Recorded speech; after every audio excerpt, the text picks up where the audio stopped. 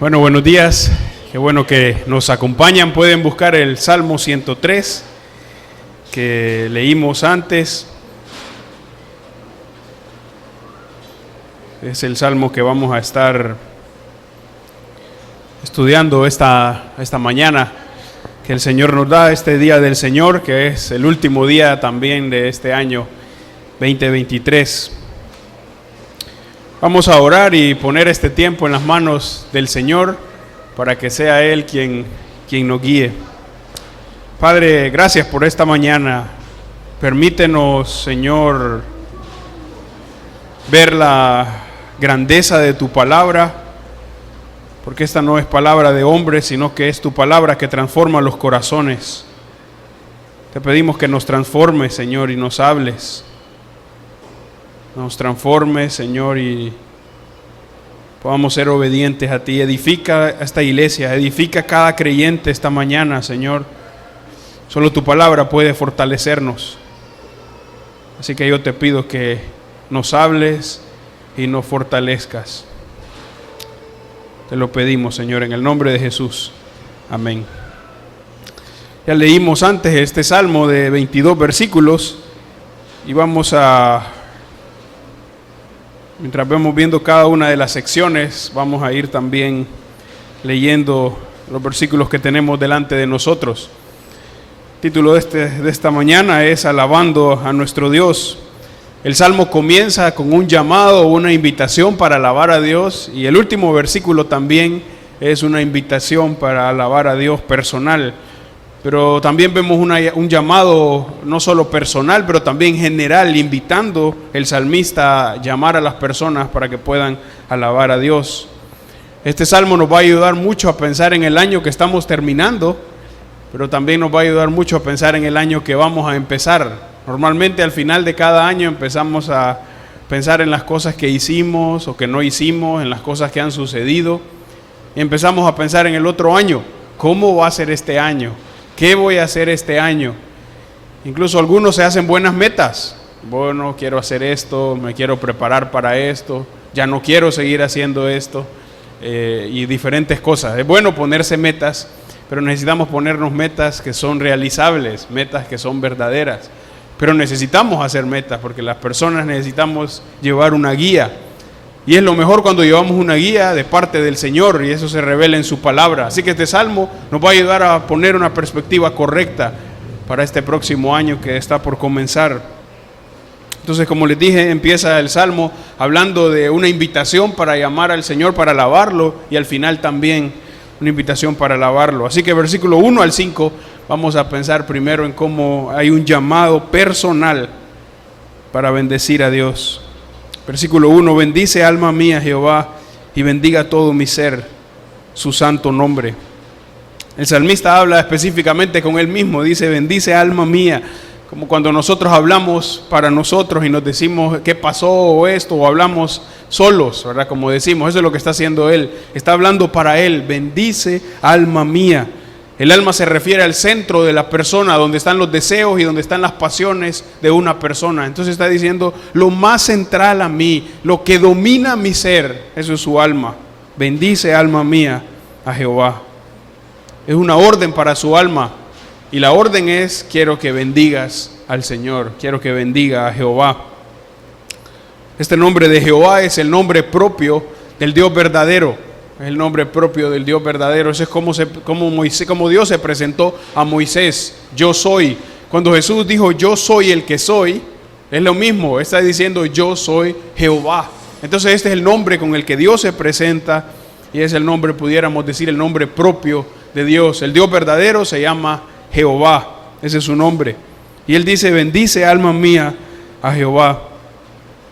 Cuando somos bendecidos por Dios, o cuando recibimos una bendición de parte de Dios, es cuando Dios muestra su favor a nosotros. Y este favor es inmerecido, porque no lo merecemos porque somos pecadores. Esa es una bendición de Dios.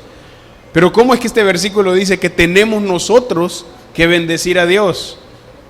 Dios no puede recibir un favor no merecido, porque Él merece todo. Entonces, ¿a qué se refiere esto de bendice alma mía? ¿Qué es esto de bendecir a Dios? Bendecir a Dios es darle honor a su nombre, estimarlo en todas las cosas que hacemos. Eso es bendecir a Dios. En cada uno de los detalles de las cosas de nuestra vida le damos gloria a Él. En cada una de las cosas que hacemos queremos que Él sea glorificado. Cada una de las cosas pequeñas o grandes que hacemos queremos obedecerle. En las cosas grandes, pero también en las cosas pequeñas. Eso es bendecir a Dios. Entonces Él está diciendo: Señor, con mi alma quiero bendecirte. Con mi alma quiero vivir para ti. Quiero darte honor en las cosas grandes, pero también quiero darte honor en las cosas pequeñas. Bendice, alma mía, a Jehová. Sin duda, esto de bendecir al Señor está unido al mandamiento más grande. Cuando Jesús le preguntaron cuál era el mandamiento más grande, Jesús respondió: amarás al Señor tu Dios con todo tu corazón, con toda tu alma y con toda tu mente y con todas tus fuerzas. Eso es lo que dice David aquí, el salmista. Él dice: con mi alma, desde lo más profundo, quiero bendecir al Señor. Quiero darle honra a Dios con mi vida. En cada cosa que hago, quiero bendecir al Señor. Quiero amarlo con todo lo que yo soy. Y esa debe ser también nuestra petición. Señor, quiero bendecirte con todo lo que soy. Quiero obedecerte con todo lo que hago. Con mi trabajo, con mi dinero, con mi familia. Quiero darle gloria a tu nombre. Quiero obedecerte en cada una de las cosas que hago. Y eso es lo que Él está diciendo: bendice, alma mía, al Señor. ¿Por qué? Miren el versículo 2. Bendice, alma mía, a Jehová. Misma frase con que empieza el versículo 1. Versículo 1 al final, cuando dice bendiga todo mi ser, está hablando desde lo más adentro, algo parecido al alma. Segunda parte del versículo 2, y no olvides ninguno de sus beneficios. Así que tengo que bendecir a Dios. ¿Por qué? Porque hay beneficios que he recibido de Él. Dios da beneficios a sus hijos. Y en los siguientes versículos Él va a empezar a hacer una lista de cuáles son esos beneficios. Tengo que bendecir a Dios. ¿Por qué? Por estos beneficios que he recibido. Así que miremos los beneficios. Versículo 3 al versículo 5. Él es quien perdona todas tus iniquidades, el que sana todas tus dolencias, el que rescata del hoyo tu vida, el que te corona de favores y misericordias, el que sacia de bien tu boca, de modo que te rejuvenezcas como el águila. Así que el primer beneficio es que perdona todas nuestras iniquidades. Esa palabra iniquidades se refiere a nuestros pecados, nuestras rebeliones. Puede también traducirse como la perversión. Así que Dios es el que perdona nuestros pecados. ¿Quién perdona nuestros pecados?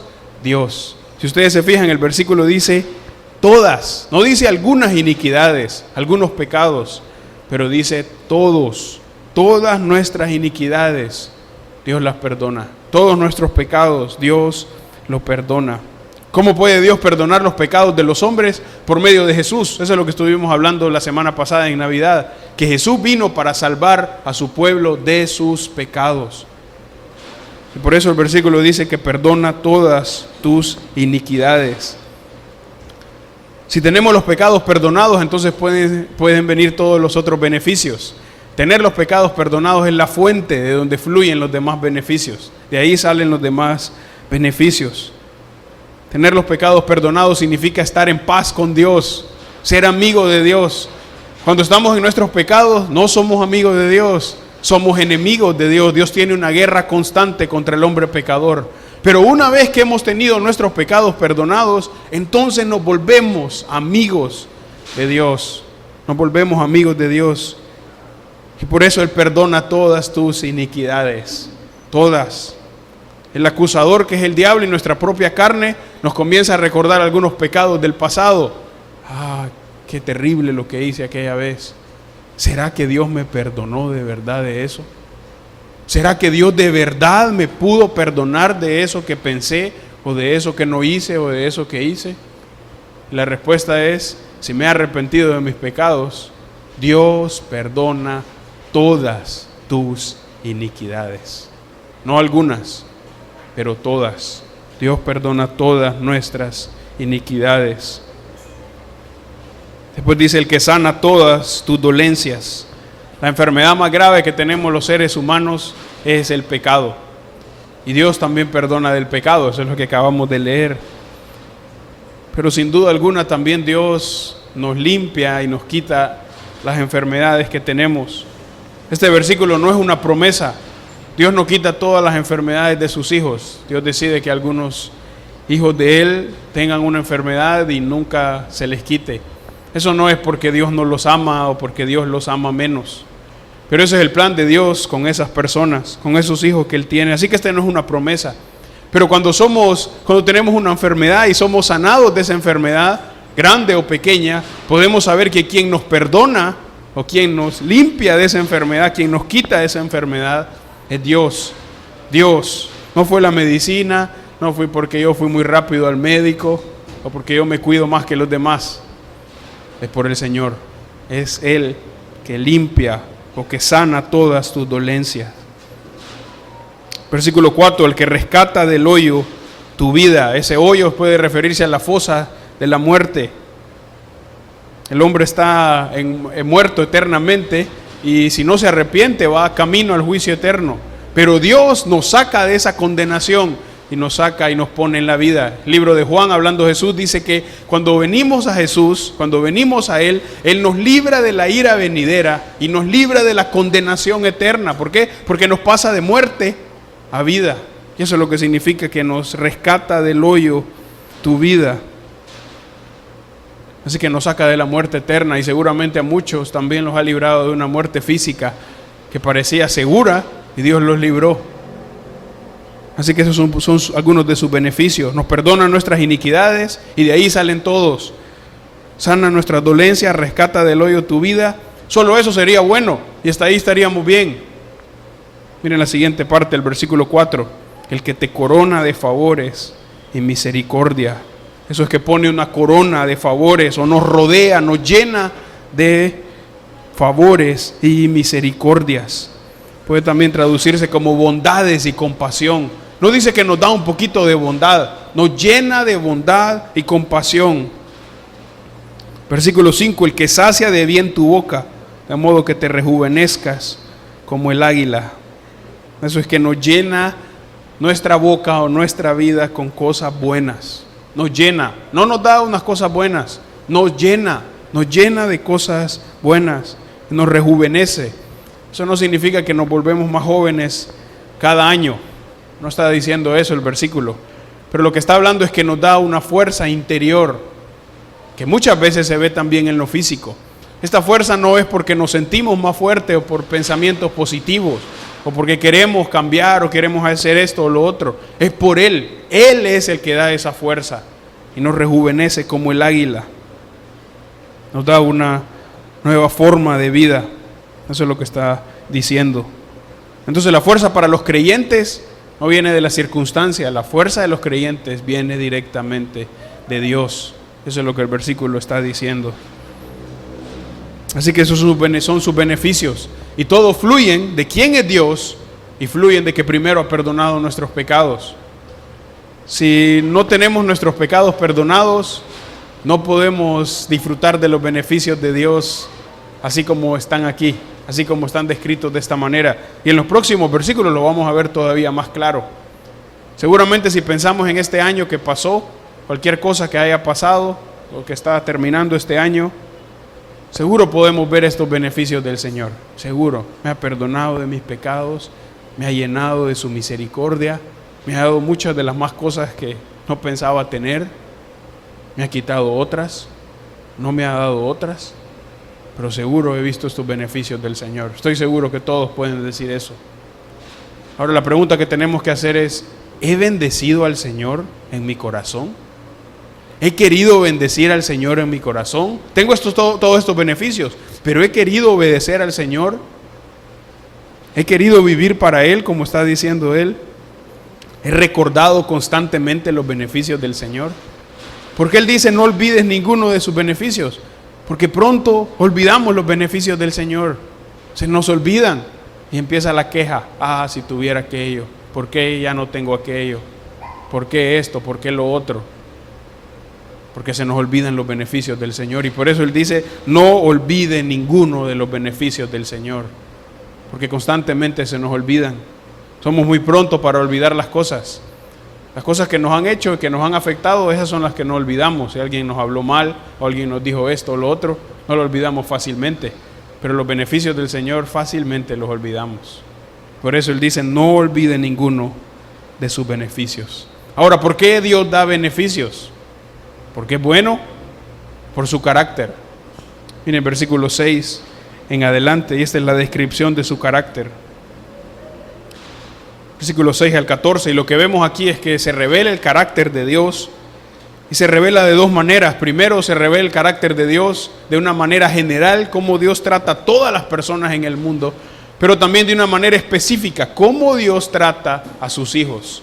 Y hay una gran diferencia. Dios trata bien a todos, Dios es bueno con todos, pero trata de manera diferente a sus hijos. Y eso es lo que estos versículos mencionan.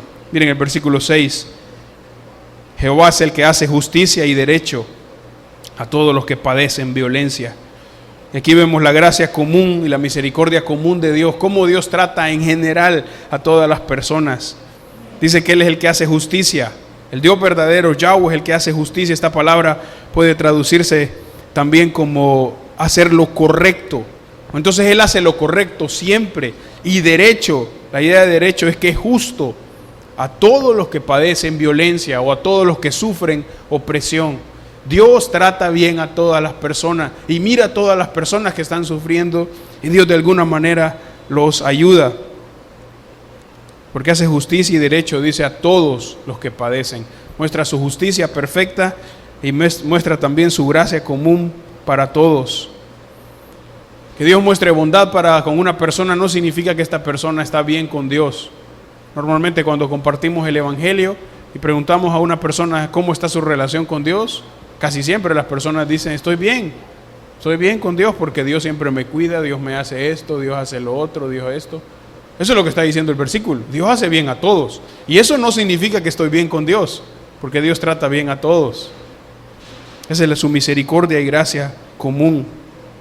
Pero del versículo 7 en adelante hay un cambio. Dios trata bien a todos. Dios también trata bien a sus hijos, pero hay algo especial que hace con sus hijos. Así como algunos de ustedes o todos nosotros pudiéramos tratar bien a todos los niños, y todos los niños podemos amarlos, no vamos a amarlos igual que a nuestros hijos, porque son nuestros hijos. Miren el trato de Dios con sus hijos. Versículo 7, sus caminos notificó a Moisés y a los hijos de Israel sus obras. Cuando Dios escogió a Moisés para que libertara al pueblo de Egipto y lo llevara a la tierra prometida, en el desierto Dios le dio los 10 mandamientos para que supieran cómo debían vivir ahí en el desierto, cómo debían vivir para agradar a Dios. Eso es lo que significa. Dios escogió a Moisés para darle los 10 mandamientos y que él se los diera al pueblo. Notificó a Moisés, se los dio a Moisés. ¿Y qué pasó con los israelitas? Todos vieron sus obras en el desierto, vieron los milagros de Dios, vieron cómo Moisés les habló la palabra de Dios, porque tenía un trato especial con ellos, aunque muchos se rebelaron porque demostraron no ser parte del pueblo de Dios. ¿Por qué Dios hace eso? Versículo 8. Misericordioso y clemente es Jehová, lento para la ira y grande en misericordia. Este versículo David lo está citando del del libro de Éxodo, capítulo 34, versículo 6. En esos versículos Moisés le dice a Dios que quiere verlo, quiero verlo. Y Dios le dice, nadie me puede ver, porque si no se va a morir. Entonces lo mete detrás de una piedra, dice que Dios pasa y va a hablar, y Dios comienza a hablarle, y él le dice esto: yo soy Jehová, que soy misericordioso y clemente, lento para la ira, grande en misericordia. Esta verdad se repite por toda la Escritura, y este versículo se repite por varios libros de la Biblia para demostrar cuál es el carácter de Dios. Él es misericordioso, clemente, lento para la ira y grande en misericordia. La misericordia significa compasión, compasión a los que no merecen, a los que no tienen nada que darle a Dios. Esa es misericordia, muestra compasión. Después dice clemente, puede también traducirse como gracia. Dios tiene gracia y tiene compasión. Lento para la ira, eso significa que es paciente, tarda en enojarse. Y dice que grande en misericordia, abunda en su bondad. Abunda en su bondad. Algunos dicen que el Dios de la Biblia no tiene amor y compasión. Eso es porque no saben qué es lo que dice la Biblia acerca de Dios. El Dios de la Biblia, el Dios verdadero, es un Dios compasivo. es un Dios compasivo. Todos los dioses falsos inventados por los hombres siempre están enojados con los hombres, siempre están demandando sacrificios. El Dios verdadero, Jehová, no es así. Él es bondadoso y es clemente. Así es como se presenta aquí. Si ustedes leen la historia del Dios del Islam, que es Alá, que no es el mismo Jehová, Él no es como Jehová. Él siempre está enojado y demandando sacrificios. Y si van al Dios de cualquier otra religión, es lo mismo. Pero el Dios verdadero es clemente y compasivo. Eso es lo que dice el versículo. Lento para la ira, grande en misericordia. El Dios verdadero es cercano a su pueblo. Nosotros podemos orar y estamos seguros de que Dios nos va a escuchar. Las otras religiones esperan, tal vez mi Dios me escucha, tal vez mi estatua me escucha. El Dios verdadero siempre escucha las oraciones de sus hijos, porque es cercano, porque tiene misericordia, porque es lento para la ira y porque es bondadoso. Por eso da oportunidad a los pecadores que se arrepientan, porque es misericordioso y es bondadoso. Por eso. Versículo 9, no contenderá para siempre, ni para siempre guardará el enojo. Eso significa que no siempre va a estar enojado. Por eso da la oportunidad para arrepentimiento. Podemos pensar, ¿cómo es que es misericordioso pero está enojado? ¿Cómo es eso posible? Está enojado porque han roto su carácter, porque han ido en contra de su ley, porque han quebrantado su pacto, porque los hombres pecadores han ido en contra de Él. Pero muestra misericordia a los que han quebrantado su ley y les da la oportunidad que se arrepientan. Eso es lo que dice este versículo. Ahora el versículo 10 al 14 tal vez son los versículos más bonitos para los pecadores creyentes. Si usted es un pecador, pero se ha arrepentido de sus pecados y es un hijo de Dios, seguramente va a encontrar consuelo en estos versículos. Porque es un pecador, pero ha sido redimido por la gracia de Dios. Es un pecador que ha quebrantado la ley de Dios, pero Dios ha tenido misericordia y le ha mostrado su salvación. Primero, versículo 10, no ha hecho con nosotros conforme a nuestras iniquidades, ni nos ha pagado conforme a nuestros pecados. Así que no nos ha tratado como merecen nuestros pecados. Y eso seguramente lo podemos ver por nuestra vida. ¿Cuántas veces hemos hecho cosas que desagradan a Dios? Pero Dios nos dio otra oportunidad. ¿Cuántas veces deshonré a Dios en las cosas básicas? Pero no me ha tratado de la manera que merezco. Dicen, ni nos ha pagado conforme a nuestros pecados. Si Dios nos tratara como merecen nuestros pecados, ninguno podría estar aquí. Ninguno. Aún el que solo ha mentido una vez. Ninguno podría estar delante de Dios. Pero no nos ha pagado conforme a nuestras iniquidades. No nos ha pagado conforme a nuestras iniquidades. Y sé que pueden pensar en sus vidas y en los pecados que han cometido cada uno. Si Dios me hubiera tratado como merecía esa vez, ni siquiera podría estar orando a Él. Pero no nos ha tratado conforme a nuestras iniquidades. Ese es el trato especial de Dios con sus hijos. ¿Qué tan especial es? Va a empezar a dar 3 ejemplos o 3 ilustraciones. Versículo 11, la primera. Porque como la altura de los cielos sobre la tierra, engrandeció su misericordia sobre los que le temen. Hay una gran altura entre el cielo y la tierra. El cielo y la tierra nunca se pegan. Nunca vemos al sol pegado con la tierra. Nunca, nunca. Así lo hizo Dios. Nunca se juntan. De esa manera, pone este ejemplo Dios, de esa manera es como engrandeció o hizo grande su misericordia. No sobre todos, no sobre toda la gente, sobre los que le temen, sobre sus hijos, sobre los que tienen reverencia a su nombre. Esos son los que Dios le muestra misericordia, como de la altura de los cielos a la tierra. Hace grande su misericordia sobre los que le temen. Si usted es un hijo de Dios, puede pensar cómo Dios le ha mostrado misericordia. Puede pensar en alguna persona que conoce y reconoce que usted tal vez hizo cosas peores y Dios no tuvo misericordia con ellos, pero sí conmigo. ¿Qué me hizo especial a mí? La respuesta es nada. Nada lo hizo especial. Es solamente el deseo de Dios y su misericordia. Eso es lo que va a hablar más adelante. qué tan grande nos ha mostrado su misericordia, así como el cielo y la tierra. Y eso no significa que medimos, tantos metros me ha mostrado su misericordia. Más bien está hablando de que nunca se acaba, porque el sol nunca se pega con la tierra, los cielos no se pegan con la tierra, nunca se acaba su misericordia. Segundo ejemplo, versículo 12. Cuanto está lejos el oriente del occidente, hizo alejar de nosotros nuestras rebeliones.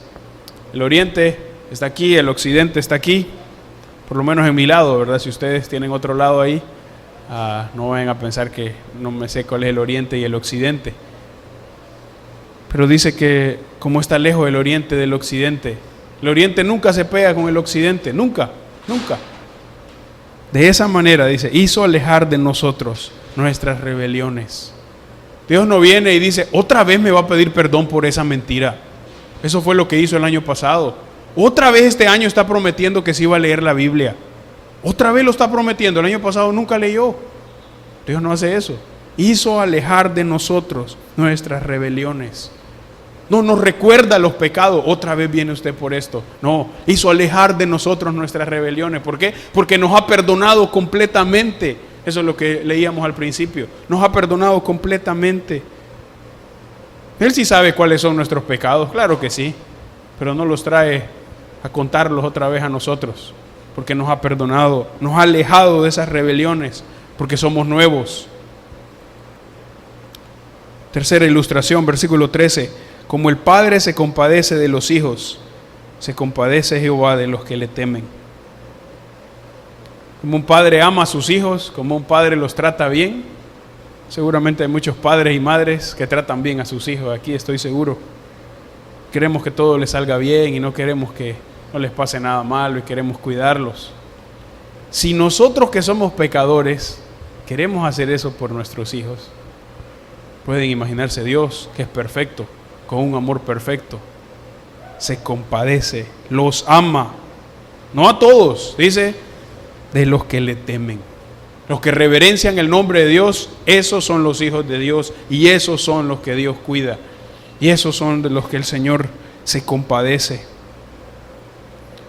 Jesús dijo en los evangelios que si nosotros siendo malos le sabemos dar buenas dádivas a nuestros hijos, si un hijo nos pide pan, no le damos una piedra, si nos pide un pescado, no le damos una serpiente, dijo Jesús. Si ustedes siendo malos, dice Jesús, saben darle buenos regalos a sus hijos, ¿cuánto más vuestro Padre que está en los cielos? Si nosotros nos esforzamos por nuestros hijos, ¿cuánto más el Padre Celestial, que es perfecto y nunca peca, se compadece de sus hijos? Así que no nos ha tratado conforme a nuestros pecados, ha engrandecido su misericordia, ha alejado nuestras rebeliones y se compadece el Señor de los que le temen. ¿Por qué hace eso? Porque ese es su carácter. Versículo 14. Porque Él conoce nuestra condición, se acuerda de que somos polvo. Eso significa Él conoce quiénes somos. Cuando Dios hizo al primer hombre, Adán, Dios lo hizo del polvo de la tierra. Y cuando Adán y Eva pecaron, Dios les dijo, ahora van a regresar al polvo, porque de ahí fueron tomados. Entonces, ¿qué sabe Dios de nosotros? Que somos polvo. Eso es lo que Dios sabe de nosotros. Nos conoce muy bien. Somos polvo. Somos polvo. No, pero yo pensé que era grande para Dios. Somos polvo, dice el versículo. Salmo 8, versículo 4 dice, ¿qué es el hombre para que tengas de él memoria? Y el hijo del hombre para que lo visites. ¿Quién es el hombre? ¿Quiénes somos nosotros para estar delante de Dios y exigirle a Dios? No somos nadie, somos polvo. Somos polvo. Pero ahí es donde está lo grande en este versículo. Se acuerda de que somos polvo. Pero como es misericordioso, entonces va a tratar diferente a sus hijos. Sí, es cierto, son polvo, pero son mis hijos. Sí, son polvos, pero son mis hijos. Son mis hijos. Y muestro misericordia. Eso es lo que dice adelante. Muestro misericordia a ellos. ¿Cómo Dios puede perdonar a un hombre que es polvo? ¿Cómo Dios puede perdonar a un hombre que ha pecado contra Él? ¿Cómo Dios puede hacerlo? No hay forma de hacerlo. No hay ninguna forma en el hombre. ¿Cómo nosotros podemos estar aquí hoy pensando en Dios cuando somos polvo? ¿Cómo nosotros podemos venir y orar, Señor, te pido por esto, cuando somos polvo? ¿Cómo podemos hacerlo? ¿Cómo podemos tener el atrevimiento de cantarle una canción a Dios cuando somos polvo? Por Jesús. Porque Jesús vino a la tierra para salvar a los pecadores. Y Jesús nació como un bebé, pero Jesús es Dios. Y por eso puede redimir al hombre con Dios. Y por eso entonces podemos orar. Y por eso podemos cantar con gozo al Señor. Porque Jesús vino para salvar a los pecadores. Porque Jesús vino para unir al pecador que está lejos con Dios. Porque tiene misericordia de los que no merecen misericordia. Y por eso entonces, aunque somos polvo, Dios dice, son míos por Jesús. Son míos por Jesús. Así que versículo 14 habla de que somos polvo delante de Dios, pero a la vez somos sus hijos. Ahora miren el contraste que hace entre Dios y los hombres, versículo 15 al 18, primero 15 y 16. El hombre como la hierba son sus días, florece como la flor del campo, que pasó el viento por ella y pereció, y su lugar no la conocerá más. Entonces dice que somos polvo y ahora compara al hombre con la hierba del campo, con el monte, podríamos decir nosotros, con el zacate. Florece como la flor del campo, está bien bonita, qué verdecito. Pasa el viento por ella y dice pereció. Pasó un viento fuerte, se la llevó. Pasó el cortador, se la llevó. Fin de la historia de la grama, se acabó. Así es la vida del hombre. Está bien bonita y después ya no está. La Biblia constantemente habla de la brevedad de la vida del hombre. Hay otros ejemplos en la Biblia, además de la hierba, como el vapor o la neblina. Ustedes saben, la neblina está por un poquito de tiempo y después ya no hay neblina, se va. Así es la vida del hombre, rápido. Estamos y después ya no estamos. Por eso confiar en el hombre es incierto, no vale mucho, porque es rápido la vida, se va. Tal vez algunos de ustedes pueden recordar hace cuánto estaban en kinder. Para algunos hace mucho, para algunos hace poco. Y piensan, hace tanto estuvo en kinder. Pero después piensan, parece que fue hace poquito. Parece que fue hace poquito. Porque la vida se va rápido, es como una neblina. Y entonces, ¿qué va a pasar con nuestros hijos y nietos cuando no estemos? ¿Quién los va a cuidar? Versículo 17. Mas la misericordia de Jehová es desde la eternidad y hasta la eternidad sobre los que le temen, y su justicia sobre los hijos de los hijos. Qué bueno que el hombre es efímero, pero Dios no es así. Dios no es efímero. Dice que la misericordia de Jehová es desde la eternidad hasta la eternidad. Eso significa desde la eternidad pasada, cuando no existía nadie, cuando no había nadie, cuando solo estaba Dios Padre, Dios Hijo y Dios Espíritu Santo. Ahí ya estaba su misericordia. Y cuando no haya ningún hombre, hasta la eternidad futura, Él va a ser misericordioso, porque ese es su carácter. Aun cuando no había nadie a quien mostrarle misericordia, Dios ya era misericordioso. Ese es su carácter, desde la eternidad hasta la eternidad futura. Otra vez dice, sobre los que le temen. ¿Sobre quiénes? Sobre los que reverencian su nombre, sobre ellos. Y su justicia sobre los hijos de los hijos. Trata bien a los hijos de los que le temen, porque normalmente los hijos de los que le temen también le temen a Él. Versículo 18, ¿quiénes son estos que le temen? Sobre los que guardan su pacto y los que se acuerdan de sus mandamientos para ponerlos por obra. Entonces, ¿quiénes son los que le temen? Son los que guardan su pacto, los que le obedecen, los que se acuerdan de sus mandamientos para ponerlos por obra. En otras palabras, los que son obedientes. ¿Quiénes son estos? Seguramente no pueden referirse a mí porque soy desobediente. ¿Quiénes son los que guardan el pacto? ¿Quiénes son los que temen al Señor? Este versículo no está enseñando que si hago esto, entonces Dios me va a cuidar. Si me porto bien, Dios me va a cuidar. Si voy a la iglesia, entonces Dios me va a bendecir. Si me porto bien y trato bien a los demás, Dios siempre me va a cuidar y me va a dar bendiciones. No es lo que está enseñando el versículo. Más bien los que obedecen a Dios son los que han recibido la misericordia de Dios. Los que tienen el deseo de obedecer son los cristianos. ¿Quiénes son los que guardan el pacto entonces? Los cristianos, los que han sido perdonados de sus pecados. ¿Qué pasa en el cristiano verdadero? ¿Va a pecar? Sí, pero en su corazón va a haber un deseo de obedecer a Dios. Y no solo va a haber un deseo, pero se va a esforzar por obedecer al Señor, porque quiere vivir para el Señor. ¿Por qué? Porque ha recibido la misericordia de Dios. Entonces una persona que es obediente a la palabra de Dios demuestra que es un cristiano verdadero. Una persona que obedece la palabra de Dios demuestra que es un cristiano verdadero. No perfección a obediencia perfecta, no que siempre obedece. Entonces no podemos estar aquí.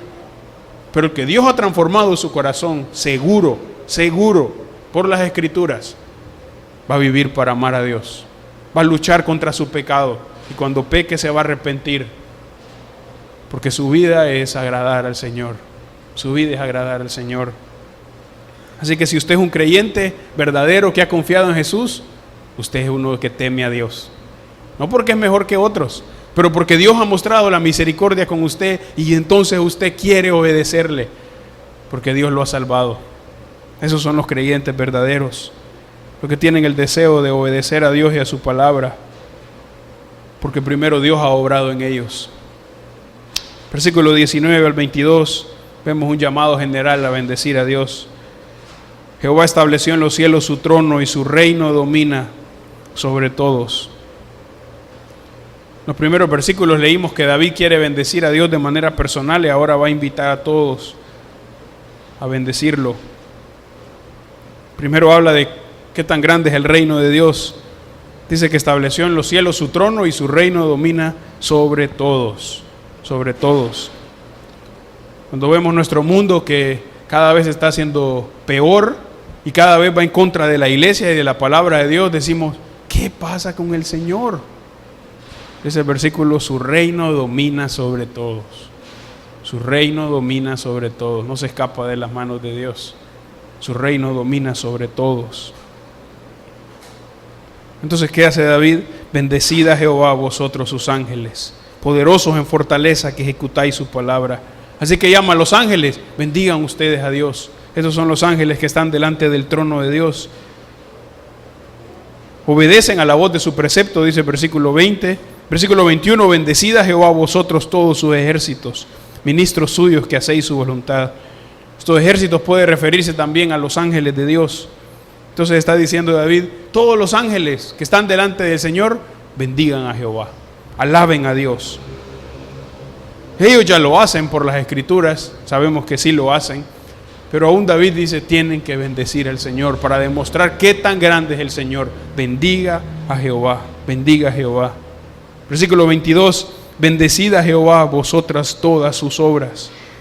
Esto incluye a todo el mundo, animales, árboles, personas, bendigan a Jehová. El Salmo 104, pueden leerlo ustedes de tarea, habla de cómo Dios cuida de toda la creación y de todos los árboles y de todos los animales y bendicen al Señor. Eso es lo que él dice aquí, bendigan a Jehová todas sus obras. ¿Dónde? En todos los lugares de su señorío. Allá en cada esquina, en cada rincón donde no llega el hombre, ahí gobierna Dios, ahí bendiga a Dios. Eso es lo que está diciendo. ¿Y cómo termina? Bendice, alma mía, a Jehová. De la misma manera que empezó, bendice, alma mía, a Jehová. Y si ese es el deseo del salmista, ese debe también ser nuestro deseo como cristianos. Bendecir al Señor con nuestra vida. Él merece todo de nosotros. Así que en las metas que está planeando o quiere planear para este año, la primera debe ser, debo bendecir al Señor con toda mi vida. Cada cosa que quiero hacer, cada cosa que me va a suceder, quiero bendecir al Señor con toda mi vida. Quiero bendecir al Señor con mi vida. Eso es lo que hacen los creyentes. ¿Cómo podemos hacer eso? Quiero que vayamos al libro de Daniel. Para terminar, Daniel, capítulo 11.